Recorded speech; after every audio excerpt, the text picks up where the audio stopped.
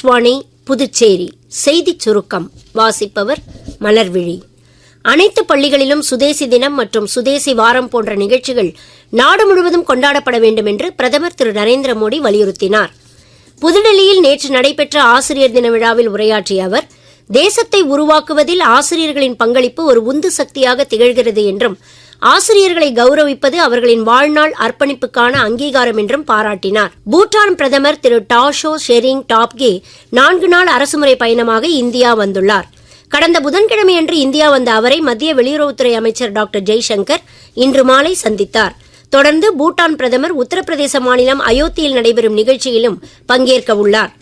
தூத்துக்குடி துறைமுக வளாகத்தில் உள்ள சிதம்பரனாரின் திருவுருவச் சிலைக்கு மத்திய துறைமுகங்கள், கப்பல் போக்குவரத்து மற்றும் நீர்வழித்துறை அமைச்சர் திரு சர்பானந்த சோனோவால் மாலை அணிவித்து மரியாதை செலுத்தினார். மேலும் இந்த துறைமுகத்தில் 10வது சரக்கு தளம் அமைத்தல், துணை மின் நிலையம், காற்றாலை அமைத்தல், 4 வழிச்சாலை, கடல்சார் அருங்காட்சியகம் உள்ளிட்ட 250 கோடி ரூபாய் மதிப்பிலான பல்வேறு திட்டங்களுக்கு அவர் அடிக்கல் நாட்டினார். புதுச்சேரி சட்டப்பேரவைத் தலைவர் திரு செல்வம் இன்று செய்தியாளர் கூட்டத்தில் பங்கேற்று பேசினார்.